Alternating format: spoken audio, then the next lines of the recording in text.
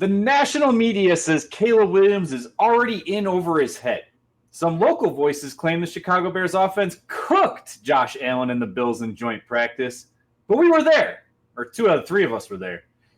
And the truth, well, it's not what either side is really telling you. From the offense to the offensive line to the defense and a couple standouts, we're breaking down exactly what we saw and what it really means for the Bears' Week 2 preseason game. I'm Rob Schwartz with Bear Goggles On, and tonight I am joined by Justin Oniemi and special guest and Bears guru Gary Ross. We're excited about Week 2 of the preseason. We're excited about the 2025 Chicago Bears, and we're excited to keep bringing you great content on the Halas Huddle. Please like, comment, and subscribe, because if you do that, you are entering yourself into an awesome giveaway. We are on the path to 1,500 subscribers giveaway. Comment on any video between now and then, now and when we hit 1,500 subscribers, and you are entering the giveaway. First prize, a Bears jersey of your choice. Second prize, a Foco bobblehead. And third prize, which is still a great get, is an official Halas Huddle t-shirt. Subscribe and comment to have a chance to win. I'm so glad you framed it the way you did, Rob, in the intro, because I was the one out of 3 that was not able to be at the joint practice. Both you and Gary were there, but it's just crazy as someone who wasn't there, hearing the various ways people are spinning the narrative. And so I'm just going to kind of sit back here and hear it from 2 guys I really trust opinions of and want to hear what really went down, and what does that mean going forward? Yeah, so before we do that, Gary doesn't know what I'm about to say. Justin doesn't know what I'm about to say. But, Gary, you are not able to be entered in for the third prize because I'm just going to give you a Halas Huddle t-shirt because – so when we order this, so we get to 1,500, you're a part of the order. Because Gary's the reason I got to go. Okay, so shout out to Gary. I know I already gave him a shout out before, but I really appreciate it. Had a great time. Him and I were able to sit and watch both the offense and the defense. We got a great spot. Apparently I saw practice a little bit differently than some of the people out there. And while we were there, Matt Verderam of SI is what they kind of go by now, but Sports Illustrated is what they basically are, started tweeting out some nonsense. Okay, so basically him and I got into a little bit of a Twitter feud, and it started with this tweet. Joey Bosa with a little bit of a late hit on Caleb Williams, and no Bear came to his defense. Something to file away. Okay? That's how it started. My response was pretty simple. Just, meh. Look, this was during a 2-minute drill. Okay? They started with 1:08 on the clock. They were down 27-21. They had to score a touchdown, couldn't get the field goal. Right? Gary, you correct me if I'm wrong, because this is going to just be all based off memory. But they drove the ball down pretty well. They got all the way down to, I believe, like the 11-yard line. And then the shit hit the fan. They had a false start with these damn pre-snap penalties. I don't remember what the second play was, but some type of incompletion. Oh, is it the incompletion to the incompletion of Loveland where it was a little high overthrown. A little bit high, yes. Debatable whether he dropped it or just, I think it was a high overthrow ball. It was definitely high, right? Like if he got him in the breadbasket, might have been able to catch it and bring it down. But it was good coverage by the linebacker in Buffalo too. And then on the third down, this is when the play happened. He gets sacked. And I believe it was Braxton Jones who gets blown up during this, right? After that, yes. We'll talk about that later. Yes. So Braxton Jones gets blown up and Caleb gets sacked. Look, it's now 4th down. This is when the hit happens, okay? Now, he did take a little bit of a pop, okay? Just like right here. That's it. It's not like he fell down. It's not like he grabbed him by the face mask and threw him to the ground. It was a little pop. Caleb looks around, okay? Looking for a call. They have referees, guys. It's not like this is just a non-ref practice. They have referees looking for a call. Didn't get it. Why are you mad that your offense gets lined up and snaps the ball with 2 seconds left? They barely got it off.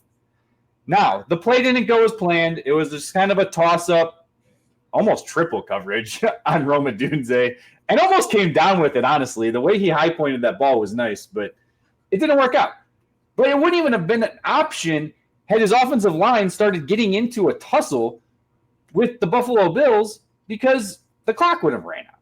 So if I'm a coach I am going to be more pissed off if you're causing us to lose the game over a dumb fight than you are actually getting a playoff. And in my opinion, as a coach, I coach kids soccer. I know it's kids soccer. It's not professional sports. Okay. I coach the kids as if they were playing a game. If you're going to not play at practice hard, you're not going to play well in the game. That's what I want to see. I'm not mad about it. This was nonsense. And the nonsense continues, but I'm going to let Gary step in here. And Rob, I agree with you. And one of the things that for us that were there realized, you had Ben Johnson and Antoine Randall out screaming at the offense to get up to the huddle, as you said. So while Caleb might have got a little shot in and he was a little frustrated in the sense of like there was no call, but at the same time, Ben wants these guys, and he's talked about it in other situations where the headset's gone out. You're not always going to have the perfect situation, and you have to know how to react in that situation. So him and Randall out screaming that we could hear from the stand saying, get up, hurry, hurry, hurry, because he wants to see them get the playoff. It's a simulation in the sense that how's this going to happen in a real life game? Because guess what? You're not going to get every call in the game. And we know that. And is Caleb still a young quarterback? Right or wrong, he's not going to get every call, and it's a little frustrating, but it is what it is. So they're trying to get that simulation in and see what happens. And yeah, they felt rushed, and it wasn't a great throw. And as you said, Caleb threw it up because, again, the offensive line probably let too much pressure in that situation because, again, I think everyone's a little discombobulated in that situation. You got the coaches screaming at you. You've got the situation that just happened beforehand, and it wasn't the perfect situation. Now, when we get to the real game, and I know this has also been talked about by local and national media, will his offensive line do something differently in a real game situation? We don't know. But in this case, they are trying to simulate what will happen, and they needed to get up, and it really wasn't a big deal. We've seen guys get taken down harder in camp before, and a little pushing and shoving happens, and coaches have to jump in and separate them, which is also nonsense. I'm not going to lie. As the guy that wasn't there, Rob, when you were describing that, I'm hearing running clock, discombobulated, all this. I had a flashback to Thanksgiving. The only difference was you guys said the coaches are out there yelling the proper instructions instead of looking dumbfounded. But you said a throw coming short to Odunze in triple coverage. That's all they got off on Thanksgiving, that prayer to Odunze. But I'm going to pick on one part of what you guys said to transition us to the next thing. You mentioned Braxton Jones. You mentioned the offensive line letting up too much pressure. A big story that is still developing is the left tackle situation. So there's new names in the mix. I just really later want to point out that this coaching staff doesn't have an allegiance to any of these players. Honestly, they probably feel more of an allegiance to a guy like Ozzy Trapilo. But you guys were there. Take us through what's going on at the left tackle position and really the O-line in general. Before we transition, I got to throw Matt Verderam under the bus again. And look, Matt Verderam was from Fansided, okay, originally. So, I am from Fansided. Fansided is who owns Bear Goggles On. Minute Media owns Fansided, yada, yada, yada. Okay. He wrote an article after this, and this is how it's titled. Bears could be running out of time trying to fix QB Caleb Williams. Again, this is bullshit. Okay, this is where the truth comes out. The Bears did not cook as some of these other aggregator type accounts out there are going to say it. So, okay, look, I don't want to bash other accounts publicly, but there's accounts out there. You can see it. Cook is in the title. Offense cooks the Bills. That didn't happen. It didn't happen at all. It was a mixed bag. It was up and down, up and down, up and down. Caleb Williams had a good day. Wasn't a bad day. Solid B. Yeah, it was a good day. So let's not emphasize stuff that didn't happen, and let's not downplay things that did when you have Josh Allen throwing technically 3 interceptions. Well, technically only 2 interceptions because there was a penalty on one of them, but 3 interceptions that he threw. Does it matter? No, one was on 7-on-7s. Great interception by Kevin Byard. Look, we'll get into a little bit more of that when we get to the overall impressions. But my issue is he was talking about how much pressure there was. And yes, there was pressure, and we'll get right now into the left tackle situation. But most of that pressure came from one guy. And at least from the starting offensive line, right? I mean, the twos, there was some pressure, and Gary, you kind of alluded to it pre-show. I guess let's just flip into the left tackle situation. Obviously, Braxton Jones is struggling. I don't know if it's the injury. but he doesn't look like himself. We've all known for years that he has a bad base, right? He has a bad anchor. He's not able to handle the bull rush very well. And he's struggling now against even like technical speed moves too. He just looks bad. He doesn't look like a starting left tackle that we've seen over the last couple of years. And I know he's not been great, but he's at least been at least average, a little bit above average, I would say.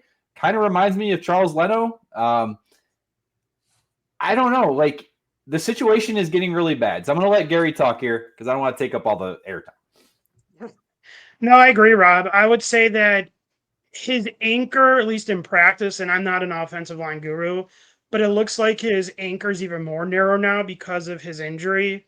And clearly his left leg and right leg, and this is the untrained eye saying this, are different sizes right now. I know he's still coming back from injury. He's talked about needing to put more weight back on. He did say last week he felt he was as healthy as he can be, but then we saw what happened in the Miami game, and then Dan Rochar came out with his comments both about him and Darnell Wright to kind of light a fire under him.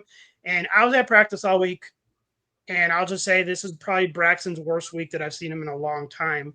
And I don't think he got any better. He probably unfortunately got a little bit worse than what we saw in the Miami game. I was doing individual counts, at least for first team, and I had Theo Benedet at 29 reps with the first team offense versus Braxton with 19, plus or minus probably 3 each way. But there was definitely a difference. And I am concerned that Braxton still might win this by default because he is the veteran in this case.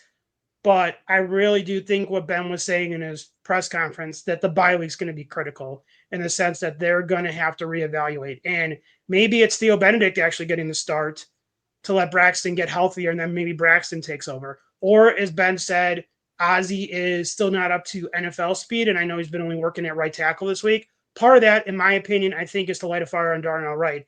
Darnell Wright's had multiple pre-snap penalties this week. It hasn't been great either on his side, even when he has been blocking. So is Ozzy working there with the twos to maybe push Darnell a little bit, maybe light him a fire as well? But I will say, from the untrained eye, Theo's been better this week.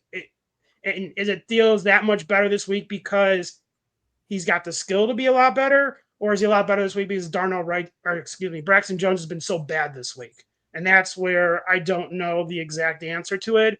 But Braxton getting pushed back and push back and push back is not something we need, especially when Caleb is still learning this offense. And we know Caleb is not 100% perfect right now either, as he's still learning, growing as a quarterback. So we need to be cognizant of that offensive line, and especially that left tackle. And I don't know if they're going to go out on the outside and look out. I've heard some speculation like you see online. Oh, well, see if Jarek Willis is healthy enough. Guy like George Fant, who's a veteran. But any of these guys coming in right now with 3 weeks before the season starts, can they have that Jason Peters effect where they could just plop them in and be a starting left tackle and hold down the fort, especially in a complicated Ben Johnson offense? Probably not. So our left tackle starting week 1 is going to be on this roster. And the name you and I haven't mentioned, and Justin, I don't know what you feel about this, but Kiran's MIA, and I'll be honest, Kiran got 5 total snaps on Friday in the joint practice, and that was all with the threes. And I know he had an injury and he was starting to slowly come back, but on Wednesday's padded practice, I think I counted him with 2 reps. So take that as you will. And what are your thoughts on that from what we've seen so far? Yeah. I mean, a lot of people, you can spin things a lot of different ways. And some people are looking at this from a negative outlook, which, hey, we're Bears fans, so we've seen a lot of negative. And kind of being like, guys, it's close to the season and you don't have a position this important locked down. Well, I look at it positively. They are not just going to give this job away. And Ben Johnson says someone needs to come out and win it. Now, as fans, we kind of sometimes look at draft position and really put a lot of stock in that. And sometimes it's about follow the money. But there's no guy here that's making a load of money where it's like, yeah, we're just going to slide him in there. Braxton Jones was a 5th-round pick coming off a major injury. Rob, you mentioned Leno. He was a 7th-round pick. Once you're in the league, you're in the league. So the fact that Theo Benedet is undrafted out of Canada, if you are a strong coaching staff, which I'm a believer in what I see from this coaching staff, You're going to try to get the best guy in that position. And maybe right now that is Theo Benedet. I really like what you said, Gary. And Ben Johnson said it in his press conference. The guy that starts in week 1, he still better push himself. Otherwise, there could be changes coming. And we always talk about get your best 5 out there. Clearly, you want to. We like a lot of the other guys that make up that 5, but it's also about your best 7 or 8. You're going to need to have the right guys in at some point. And you want it to be week 1. No one's really stepped up at this point. So, Gary, you mentioned Jason Peters. He was also an undrafted free agent. He's only 43, going to be 44. Is he just fishing right now? Can we call him back up? I mean, isn't he a special? To be honest, I think he's like a special advisor in the Seahawks front office now. I think that's where after he retired. But one of the things I want to say is like in OTAs, you and I talked a little bit, but like I have the Bears keeping 10 offensive linemen right now. I know you guys are going to probably go in depth 53 projection in a couple weeks. I did not have Theo Benedet on my initial 10 guys they were keeping.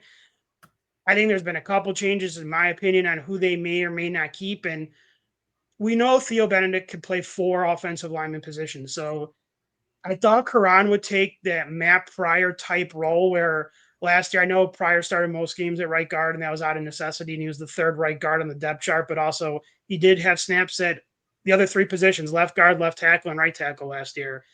I thought Kiran might be able to fill that particular role this year as like the 9th or 10th offensive lineman, but clearly Theo can, right? We know that from last year. Bears offensive line coach Morgan last year thought Chris Morgan had Theo playing guard before he got hurt. And then when he was on the practice squad, he was lining up at guard. He wasn't really lining up at tackle where he played, undrafted out of Canada. And then Dan Rochar comes in. We know he could develop offensive linemen. He's like, nope, he's a tackle now for us. And he's slowly progressed and gotten better. And they've singled him out for that. So right now I've got, unfortunately, and I'm the biggest Ryan Poles supporter, but I don't know if Kiran's making this roster even with 10. Well, he could be the next Velus Jones then, because that's a 3rd-round pick that you'd like to see production out of. But if you're not cutting it, there's only 53 spots. You got to fill out this roster. So I don't know, Rob, if that's a good segue, because we're in the weeds talking about O-linemen. People want to know about the skill positions, right? So overall impressions, what were you guys seeing from the wealth of skill position players that we're really excited about headed into the rest of this preseason and into the regular season? So the positives that everyone keeps talking about is Rome Odunze, and that is continuing. I mean, the connection from Caleb to Rome was fantastic.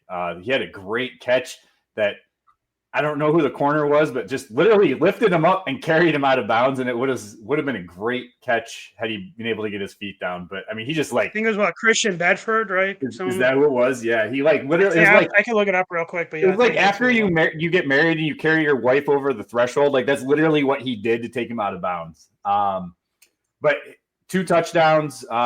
One of them was just a fantastic crossing route on a 4th down. I believe it was during it wasn't the low red zone. I think it was during the actual red zone drill, and crossing route over the middle. It was fantastic. And then a short one to the left sideline where he actually just had to extend and got over the line. But the other guy is Olamide Zacchaeus, right? That guy is making Luther Burden afterthought when it comes to who's going to be that 3rd wide receiver. And look, Burden had a good practice too, but he's practicing with the 2s for the most part. I just feel like those 2 are the big standouts when it comes to offense. And then, look, I got to see Colston Loveland firsthand.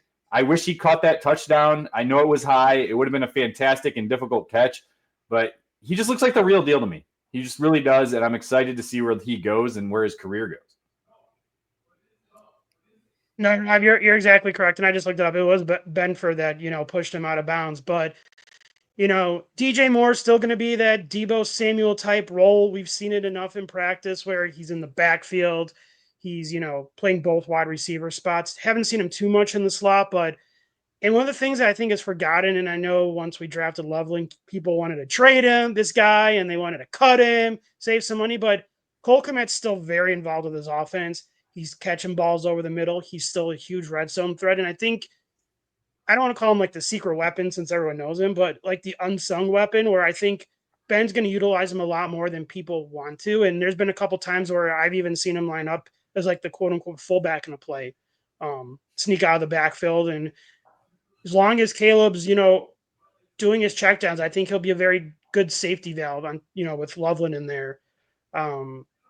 Luther Burden, mostly running with the twos in practice, but man, oh man, that guy's got all the skill in the world and shows you why. And you've seen in the national media, you've seen in the local media, I don't need to get into it too much, but that guy is just wow. And I know there was, me included, there was concerns about him going into camp, and I think a little justified, but he's definitely proven everybody wrong, including me. And once he gets up to full speed on the playbook and what he can do right now, I've got him as wide receiver 4, but you don't need him to be any higher than wide receiver 4 right now. As you said, Rob Ozzy's been terrific, and let him continue that role and let Burden learn from him and put him in special packages. And I wouldn't be surprised also if we see Burden out of the backfield a couple times in the season, almost in that Patterson role we saw, Cordell Patterson situation. But Bears have that depth, and there's plenty of guys behind them in the wide receiver room that are making plays in camp with the 2s and the 3s, and probably the deepest room we've seen, even I think if you include Marshall and Jeffrey Days. So very exciting. The running backs real quick, Rob, I know you didn't touch on them, but Kyle Monangai looks good. He was getting reps with the 1s this week. They're probably saving Swift's legs. Looks good. Looks powerful. Will be in that David Montgomery type role in the Ben Johnson offense. Chug 4 or 5 yards. He's not going to have the breakaway speed, but I've also seen him have some breakaways in camp, which have looked really nice. So they could use another running back right now. They are hurting with depth with Homer and Roshan Johnson hurt. We haven't really got an update with either. Clearly, Roshan spoke after that Tuesday hard-hitting practice that everyone knows about, talked to the media, and then he's disappeared. Is it really a foot injury? Is it not? Don't want to speculate too much, but they haven't talked about him at all. Now that I don't know if the media's asked about it specifically, but hopefully someone does soon. Homer looks like he probably has some kind of soft tissue injury, but we know that he's Hightower's best special teamer, for lack of a better word, and he's not going anywhere as much as some people want to get rid of him. So what about the defense, Rob? Anything you want to highlight on them real quick? Yeah, just real quick. So defensively, they came out real strong. 7-on-7s, the Bears dominated. And to be honest, if it wasn't for a Tyreek Stevenson stupid penalty, they probably wouldn't have scored in the next team drills. I think that was the Keon Coleman touchdown. But it was hard for me to see the defense where I was sitting. It was a little bit easier for Gary. I felt bad standing. I had 2 little kids behind me. So, but Byard's interception was fantastic. Tremaine Edmonds continues to just make plays in camp. So I think this defense is definitely better suited for him than what we saw with Matt Eberflus. So I'm excited to see what happens here. It's also basically what a put up or shut up type year for him. Otherwise, like, he's probably gone next year if he doesn't do anything. And then the defensive line. I mean, I think that they've been playing pretty well. From what I saw, they were getting some pressure. So overall, I think this defense can be a top 10 defense. Dennis Allen's definitely being aggressive. We saw that in the Miami preseason game where he blitzes 2 safeties in a preseason game. I mean, that's pretty unheard of, but I'm excited to see where this team can go. Hey, you know who else? Real quick, Justin. Rob doesn't want to talk about the best play of defense all day, though. Rob's best friend and favorite player on the Bears had a pick, and Rob doesn't want to discuss that at all. Rob, you're holding out on him? I got a 47 on Friday's practice, and Rob. You know what? Yeah. He also didn't do anything else, though. So well, I think Hippolyte we saw in the Miami game, and I think we've seen it in practice and also some of the other ones I've attended. He's that downfield player. He's needs help in coverage. He's learning it better, and hopefully Dennis Allen and linebacker coach Smith could get that out of him. But I didn't want to let that go because I know how much Rob loves Ruben Hippolyte, but he did have a pick against the Bills this Gary, we appreciate you because Rob would have not said a thing had you not been on here, and I had no way to know. So thank you. So, guys, I guess the other thing I just want to point out, I'm not trying to stomp on the parade or anything like that, but it doesn't mean a whole lot. Like you said, Rob, Josh Allen throwing 2 picks, 3 picks. Is he not an MVP candidate for a Super Bowl contender? Of course he is. So what should we expect in this game coming up? And does anything that we've seen matter? What matters? What's going to stick? What should we be looking for? Gary, I'm going to let you start, and I'm going to let you talk specifically about the nickelback position because I know you mentioned you wanted to bring this up. So we'll talk about it here. What do we think is going to happen on the second? Well, he's obviously not. Well, I guess with Kyler Gordon out, it'll be interesting to see who actually starts in the nickel position. Yeah, one of the things I've been keeping track of this week, and I'm weird, I keep track of random stuff that happens at camp, and people make fun of me for it, which is fine. But Nick McLeod missed the Miami game. He didn't practice against Miami in the joint practice. I was there for that as well. He was there at practice a couple days beforehand, and then he kind of disappeared. And I know Brad Biggs in one of his articles mentioned he had an undisclosed injury. The coaches really never talked about it. So I was asking around to, people that I knew, and nobody could really say anything. He just was, again, MIA. But he did show back up at practice this week after the Miami game, and he was the starting nickelback. And when I say starting, as Rob just alluded to, Kyler's out. Now, Ben and Hightower both signaled Josh Blackwell out. And we know how well Josh Blackwell's played. And I'm a huge fan of Josh Blackwell, so don't get me wrong. But I did find it interesting that McLeod was getting all the reps this week as the quote-unquote nickelback starter. And we know Dennis Allen plays nickel 75, 80% of the time. So it was at least just interesting to me that McLeod goes from injury to starting nickelback. And maybe it was just for him to do catch-up in the reps, and they knew Blackwell didn't need it. But we also know Blackwell didn't have the greatest game against Miami. Now, part of that reason, in my opinion, was he had to play most of the game because, as Ben said, they were down to 3 healthy cornerbacks at the end of the game, including the nickel, right? So he probably wasn't playing a lot more than expected. But even at the beginning of the game, he didn't have the greatest game for a Josh Blackwell type game that we're used to. So just something to monitor. And then, of course, Rob, if you want to talk about it, our favorite topic is the left tackle. So. Yeah, I mean, I think Benedet's going to get the start. He should, based off what we've seen, at least from camp there, and what we've heard how he's been doing. You were there, obviously, all week, so you've seen him perform more than I did. I think he's going to get the start.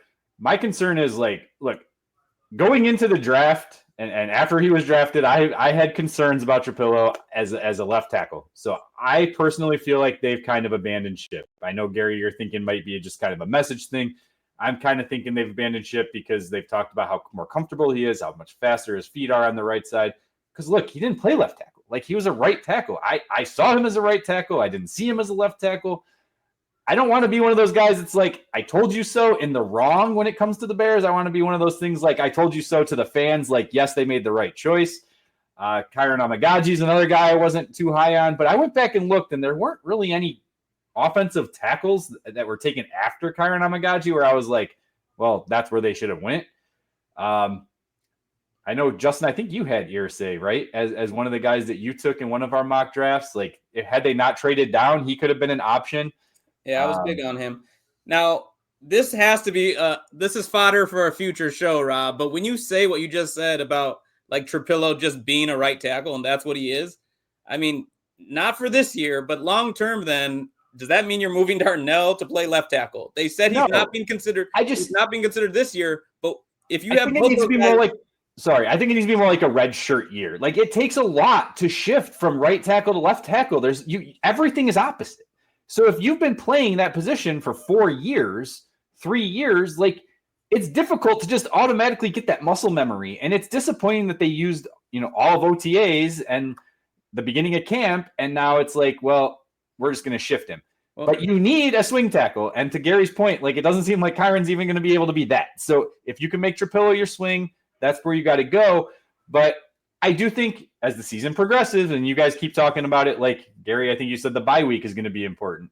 Like, could he be able to make his way back over there? Of course. And I think that's where you want to see him go at some point, right? I mean, he as bad as an anchor that Braxton Jones has, Trapilo's anchor, if he gets his hands on you, you're not moving. He is very strong. Well, those reps now that he has had at left tackle won't go wasted. I mean, hopefully he's going to pick things up quicker on the right because that's where he's more familiar. And then to your point, transitioning him to left maybe is an off-season move into year 2. Maybe that's what we're looking at. Gary, do you think he's going to get any snaps tomorrow or whatever time you're watching this on the Bills preseason game? Do you think he's going to get snaps at left tackle? I personally don't. I think no, because I think the Bears want to use this game between Theo and Braxton to see who'll be the left tackle for that first quarter of the season, right? We keep talking about the bye week. They've got to get the left tackle down again. Ben's talked about it. We've thought it too. There might be a switch after the bye week, but they've got to at least get somebody locked in for that first quarter of the season. And this Bills game is going to be a huge stepping stone. So, and I agree with you, Rob. I think Theo will get the first snap since Braxton got him against Miami. I don't believe the Bills have announced publicly yet if their starters are playing or not playing. So my guess is some might, but maybe not all of them. And if it's all of them, probably a series or two at best. But whoever, if it is Theo, at least get him against Bosa and Espinoza and a couple of those other guys and see what happens. So for me, go ahead, real Rob. quick. So Allen, I don't think is going to play, right? Like, I don't think he's going to play. But to just real quick touch on the starters. As far as the starters go, I think you're going to see the starters for at least, obviously, one series. If they do really well, they might pull them after that point. If not, I think they'll get a second series, especially on offense. They might not play every starter on defense, or if they do, it might just be a few snaps and then swap people out because some of those guys just don't need it. But I do think that you're going to see guys like the left tackle position play longer than what the starters play, right? Because it's a live audition. So I'm excited that the starters are going to play. And as much as I want to see some exciting plays, I'm really going to be paying attention to the boring stuff. You guys alluded to it. There were multiple pre-snap penalties. Some sounded like they were costly, drive-killing type plays. And you don't want to see that. So hopefully the operation looks smooth. And if that happens, can we not act like everything is the biggest deal or you know, that everything is on fire? Let's just see them out there, hopefully run a smooth operation. Hey, yeah, if they score 2 touchdowns, will I be ecstatic? Of course. But that's what I'm looking for in week 2. More Ian Wheeler touchdowns that don't get called back. I'm always looking for that. So with major storylines, why don't we do this kind of He had one. He had one. Did he? In the joint practice with the second team. You're holding out on me, Rob. First the Hippolyte thing. Now I'm finding out about Ian Wheeler. Oh, my gosh. So with the major storylines, why don't we hit on these quickly, give a little rapid fire, and then Halas Huddlers, we already told you we want you to comment. You comment on what you think about some of these major storylines that are still between now and the regular season, and are we missing any? So, and if you have questions about what took place that we didn't address, put them in there, Gary. I will answer. So we've been saying it. Rapid fire. I'm going to send it to Gary, then to you, Rob. Who is going to be the week 1 regular season left tackle starter? Gary, who do you got? Go Theo. Braxton just hasn't done anything for me. Rob? I'm going to say someone who's not on the team. Wow. I'll speak for Bob Weiss. It will be Braxton Jones. We want him to bounce back this year and get that compensatory pick. So that's not Justin. That's Bob Weiss. All right. Now, one story we haven't really talked about. Jalen Johnson's out. Kyler Gordon's out. We're hoping they're both ready in week 1. So assuming they're there playing, who is the cornerback playing across from Jalen? Who's going to win cornerback 2? This time, Rob, I want to hear you. Yeah, I mean, it's going to be Stevenson, I think. I think they're going to continue to do what they've been doing. And I think Wright's been better than Stevenson in practice and in camp. But I just think that they're going to keep with him being on that opposite side. But I wouldn't be opposed to Wright getting the chance at some point because he has had a great camp from everything that I've read, everything that I saw on Friday. He was getting physical with guys. Real quick, with the game, whenever you're watching it, I am expecting the special teams to be a little bit chippy because that was an exciting part of that practice. The special teams were getting into it. Jonathan Owens, I think they were heckling him for the Simone Biles situation. He was getting into it. I think there's going to be some special teams reactions in that game. I said it after the Miami game. I thought special teams played pretty poorly in the game, so I would hope that they got a little fire in them and are going to cover better, at least on. At least the Dolphins had fire. I don't know if the Bears are going to bring it. I'll say this. this week, there were a lot of more special teams drills than I'm used to. I'll phrase it that way. Okay. Now, how they translate from a practice where you can't go full force to a game, who knows? But I'll just say there's probably more than I'm used to, at least, especially on Wednesday and Friday during the padded practices. So last storyline one, and you guys pre-show don't know I'm throwing this one at you, and there really only is one right answer. But in what week will Ben Johnson get his first career head coach win? Gary, what do you got? Week 1. I mean, I'm no Jordan Anderson. JJ McCarthy hasn't played at all in 2 preseason games. Maybe they're saving him for the 3rd one. I know the Vikings defense is going to throw fits at the Bears, especially as we've been talking about the big storyline of left tackle. Ben Johnson, the OC Ben Johnson, knows how to scheme up against weaknesses of the other team, and you're hoping that they're going to have a lot of help. Komet probably will play a lot on that left side week 1 to give a lot of chip help. Maybe Smythe as well will get more reps than usual in a game like that, but I'm going to go week 1. It's at home. Let's start Ben off with a win at home and get this done the right way. Yeah, it's going to be week 1, and I'm just going to go a little bit and throw Matt Eberflus and Shane Waldron under the bus. Picking up off of what you just said, they are not going to leave their left tackle alone. Like, they are going to chip. Like, that's not going to be like, let's see if Braxton Jones can be on an island or, whoever is going to be left on an island in the sense that we saw under the Eberflus regime, because that was just ridiculous. I fully expect Ben Johnson and Roshar to like come up with a way to take care of that. And I'm hoping to see, and we didn't mention it, but probably the best play of the day was Zacchaeus catching a ball over the middle, probably a, 10, 12 yard crossing drag route that just great blocking downfield. And he just took it 45 yards for a touchdown. So look, I mean, if that's how you can attack blitzes, right? Like you get those quick intermediate throws and you hope your guys can take it to the house. So when you guys were talking weapons earlier in the show, I mean, the key is we have a lot of confidence that Ben Johnson is going to know how to use these gadgets. Gary, you said Komet coming out of the backfield as a fullback. It's about finding mismatches, creating mismatches that you like, and exploiting those. And to, give you credit, you were talking about how last year at this time, you were starting to see that the offensive scheme was leaving Komet out, even at this point in training camp. So kudos to you on recognizing that. Look what the season then unfolded.